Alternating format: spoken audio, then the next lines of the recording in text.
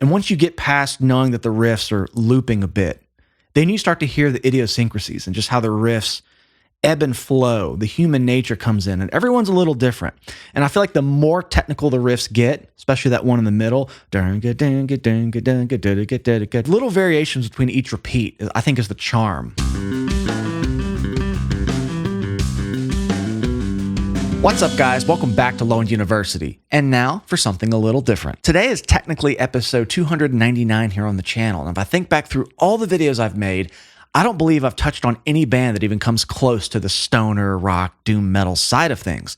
In fact, that's a subset of metal I was never into, and based on what little I've heard, I didn't care for it at all. I was into thrash metal, speed, fast, precision, technicality, progressive stuff. So anytime I heard bits and pieces of this style, I just lost interest. It just was too slow and drony for me. But I will say doing 3 full continental tours with the band Dragonaut many years ago really opened my eyes to this sound a bit more, because that band is a mixed bag of prog metal, psych rock, stoner metal.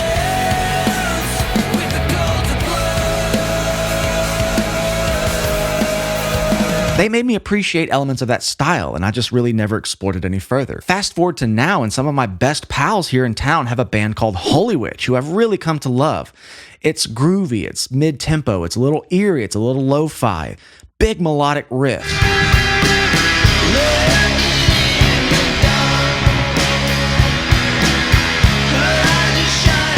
There's something about it I've just really come to love. So with Sleep being hailed as quote-unquote perhaps the ultimate stoner rock band, I'm intrigued to get a feel for this style straight from the source. And today I'm hearing the song that I've seen in the comments requested the most for this band, and that's Dragonaut, which is from the band's second studio album, Sleep's Holy Mountain, or just Holy Mountain, released in 1993, and is widely considered as one of the seminal albums in the evolution of stoner rock. So I feel I'm in the right place. Off we go.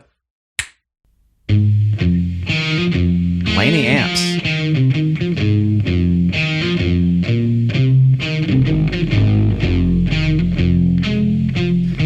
A Rickenbacker. I've been corrected on that lately. I'm not sure what the right, I don't know, I've heard it both ways.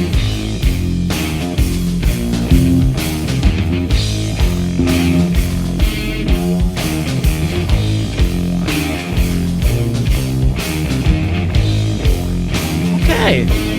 Groovy, bluesy. Almost just has like a Sabbath quality, especially with some of the effects, giving it that wow sound. Sludgy in a way. Okay, I expected this to be just like super heavy, and maybe it will. We have like a 6-minute song here. Cool start, cool setup. It's gonna be challenging for me to get that tone.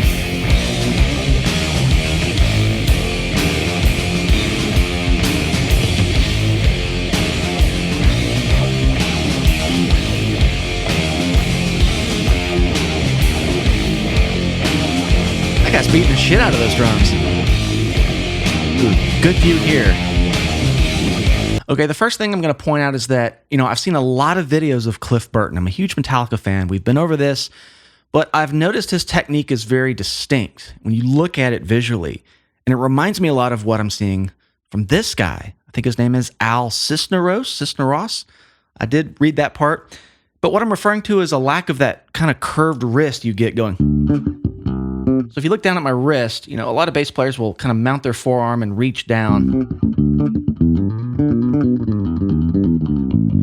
But some kind of straighten their wrist out and slap through the strings. You get this more pronounced attack, but sometimes it's a bit more irregular. And that can be smoothed over with effects or compression, but it's just a more bitey attack just on the notes. Versus you get this kind of... So they're here in F minor, F blues scale, doing some different permutations.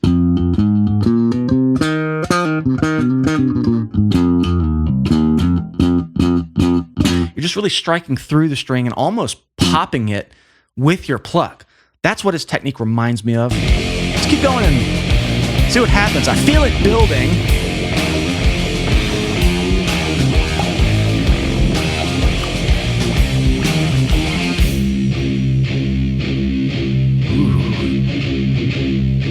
Is that bass? Is that guitar?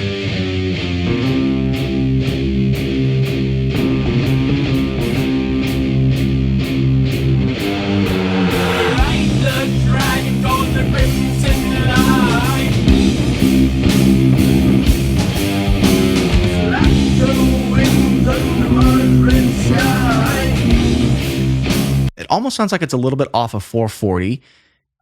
That's okay. I'll make do. But I think it goes down if we are in F on that first opening riff. We're down here in C now. And you know what? Getting this tone is going to be interesting. What I do know about a Rickenbacker, I'm self-conscious now because I've seen it, I've heard it pronounced both ways. I'm just going to say Rickenbacker. That's what I've always said. One thing I know about the tone of those, its native tone, is that it takes all of the harsh elements you normally want to pull out of a bass tone and somehow combines those beautifully into its own unique thing. They're typically used on harsher, tones that cut and they're grindy with fuzz, but they go all the way back to guys like Geddy Lee, Paul McCartney. So, classic instrument. I still want to pick one up someday. It's kind of a bucket list bass to own, but I've played one and they just have this abrasiveness to them that needs to be tamed in such a way. So it's a lot of mid-range, guys like Lemmy and such. So I'm going to just try to emulate this really quickly. I'm going to turn the overdrive channel on. It's not too clanky though, so I'm going to leave the presence off. I'm going to actually increase the mids, pull the treble back, and maybe even the bass back. And, you see I'm kind of in that territory now?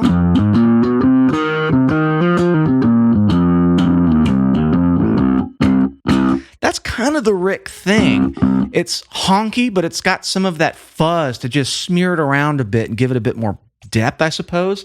I'm going to start there, but I've always just read to lean into the mids with a Rick, or that they do naturally. Okay, got some vocals kicking in now. It's a really slow burn intro. This kind of ostinato riff with a few variations in F. Vocals are in or down here in C, I believe. Okay.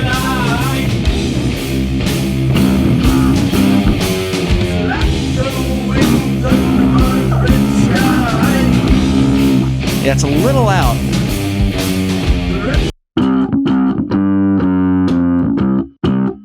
So it's using notes that are a little out now. We have F sharp in there. So, I don't want to get too in the weeds on the music theory, but this is fun for me to nerd out on. We've kind of, I wouldn't say modulated, but shifted from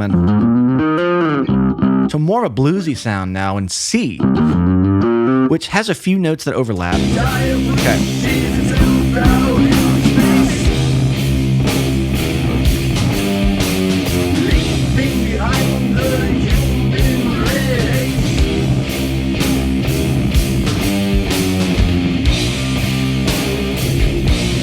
Okay, you can really get a good view of the technique here. Basically like the underside of the wrist locked on the bass and just versus,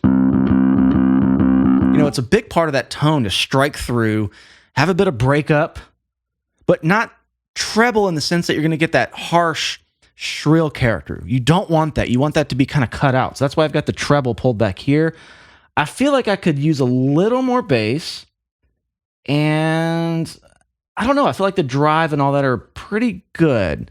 If I'm using a Stingray to get a Rick tone and just a GK amp here, I feel like I'm in the ballpark. Okay.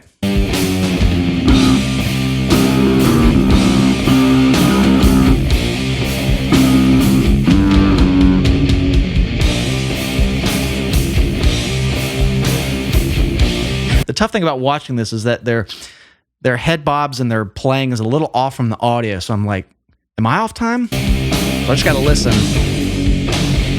Yeah, you can see the drums are a little... It's a music video, who cares?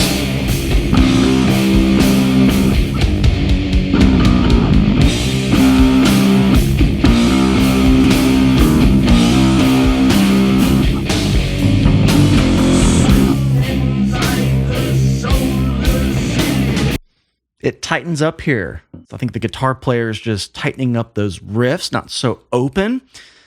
But, I don't know why I haven't talked to my pals about this band. They really pull from this palette a bit, where you have bass and guitar almost uniform, even in the tones, and it's meant to be this just one wall of sound from the harmonic department. You don't really hear much separation between bass and guitar. Bass beefs up the guitar. Guitar gives the bass its crunch, but not in your typical rock and metal way. They're very homogeneous, these tones. And then you have this really washy drum sound, cymbals that just kind of fill it in. It's a very specific type of, dare I say, lo-fi thing, but that might be just very unique to this style and this scene.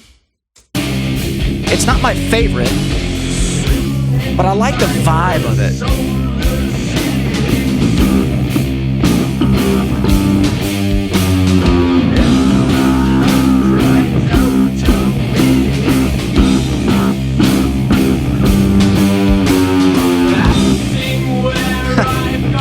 Mike keeps falling. Classic.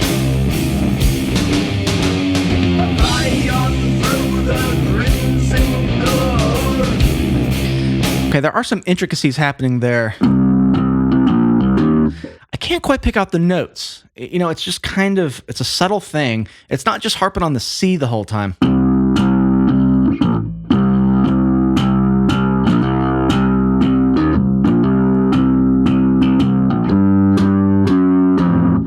Something in that ballpark, still dancing around with that bluesy sound, which doesn't sound like your typical playful blues. It's got much more of a different delivery in this sound, more serious kind of blues sound to me.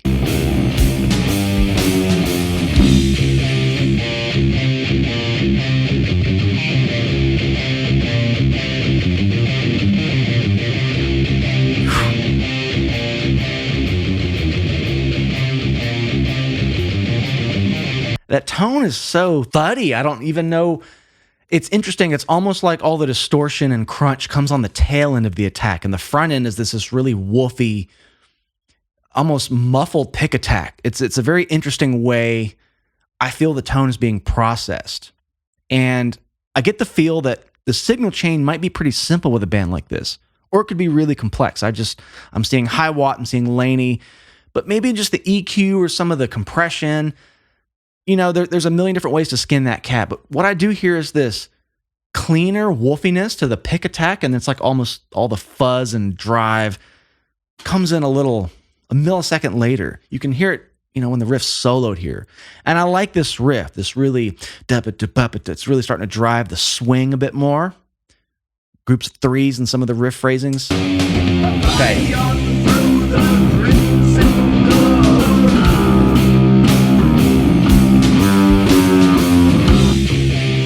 All right.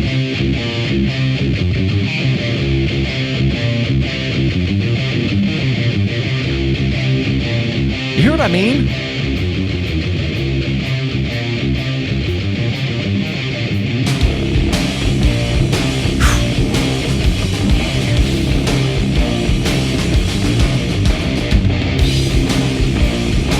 I mean, triplets in 4/4, 12/8, whatever you want to call it, just has a nice swing, groups of three thing. There's accents and some of the note phrasings.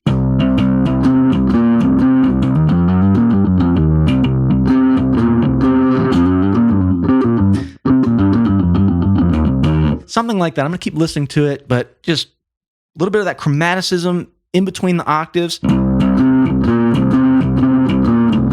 You know, I don't know what else to do to get the tone right on. I'm kind of a nerd about getting tones as close as I can, but bass in the head, maybe a bit more drive, and maybe a Rickenbacker. But hey, this is kind of fun exercise to do. Maybe at least see what the present sounds like and pull the treble back a bit. Nah, a little bit too fuzzy, but maybe some low mids.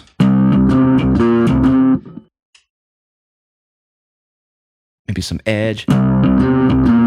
Don't pluck too close to the bridge. It kind of loses that sound you get from the string tension being a little looser here. And he's definitely plucking. Of course, the anatomy of a Rick's way different, but definitely not something you play down here like Jaco Pastorius. The string tension decreases the more you go to the middle, so you can kind of take advantage of that and get that thwacky attack.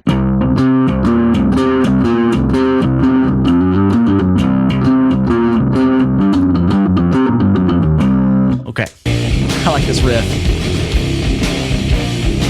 I think he's down in the lower octave. Out of runway there.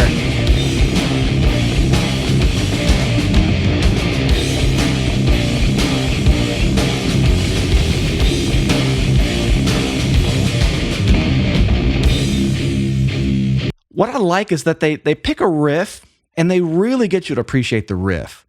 There's no riff and then riff B and then riff C and then riff A and B combined on a riff D. It's just they just ride on these riffs And it's almost like the variation is in the idiosyncrasies of how they play the riff. If you listen to these, I don't know, 4 repeats we've just heard of this one, maybe it was 8, you can tell each little time they do that, it's palm muted a bit different. It's attacked a little harder on the second repeat. The notes slur together a little bit one time. There's that rawness and that human nature that gives the riff its variation despite it being, I'd say, the same riff repeated. I'm gonna go back to about here and go into this next section.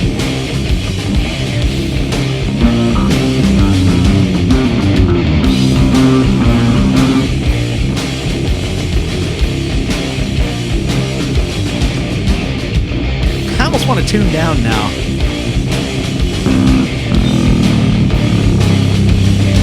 Why not?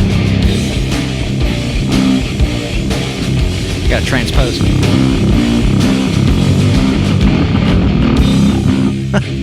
Okay, if I'm gonna tune down, I gotta play along with it a little bit.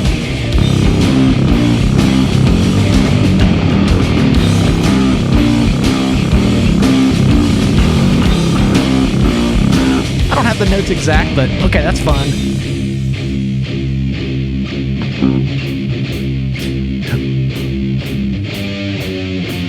Back to this one.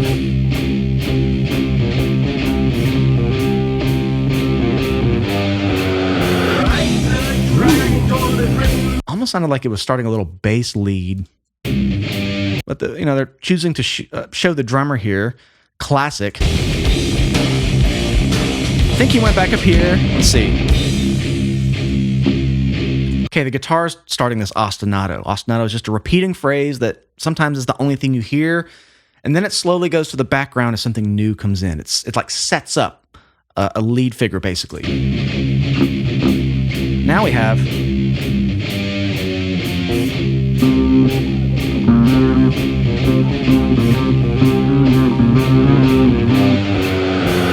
I heard that flat 2 in there, the D flat.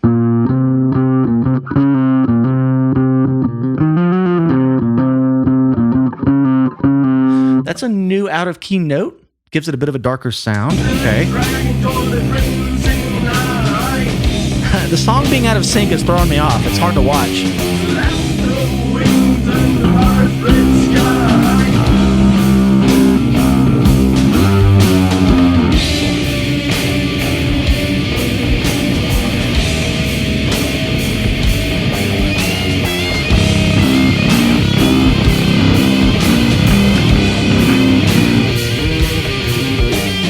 Ooh, I'm missing something here. I'm getting carried away with the low tuned string now.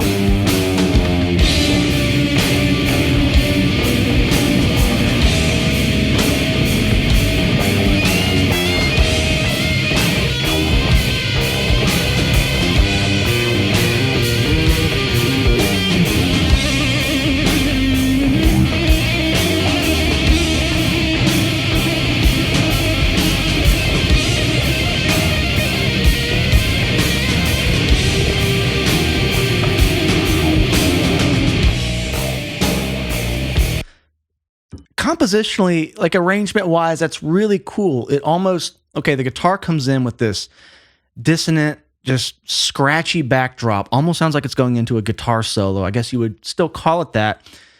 But it's like that was just the stair step into this little bass lead, which is very geezer. It's like a bass lead, but you could also look at it as just a really long bass fill that's still hearkening back to the riff. It's not obviously going out on some solo plane to just take the spotlight. It's just like a fill that's more pronounced, that it's like, oh, that's a bass solo, but maybe it's a fill. That's a cool just way to keep everything tied together and not take off like a rocket. So I'm just going to say it's a little bit of a bass solo as the guitar solo re-enters and tries to capture the spotlight. It's like they're trading a bit, but it's all just kind of smeared together in one big, I don't know, one big song section.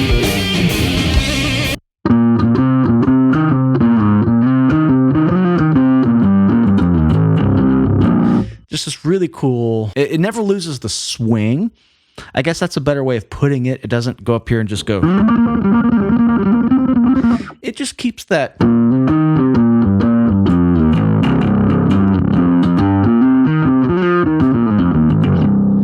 Keeps it going. Got some tapping here.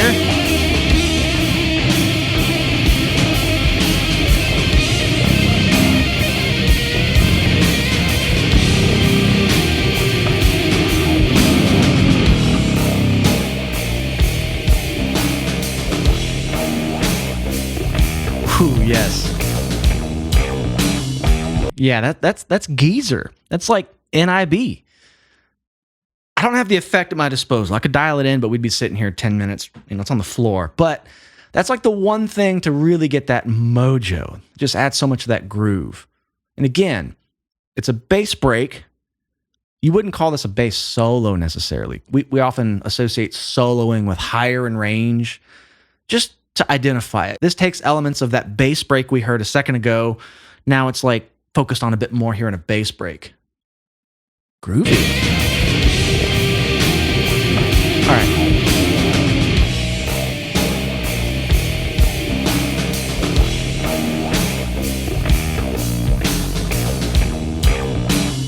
God damn, that's groovy.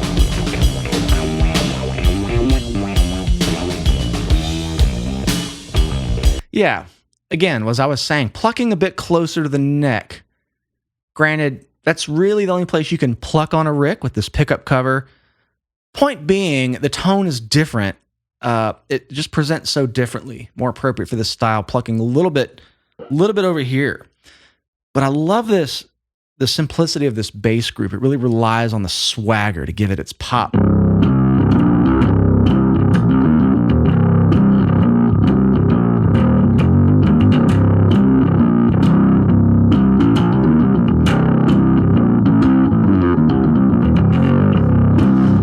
I'll never get the exact notes, but you can just fumble around that scale and it's gonna sound badass.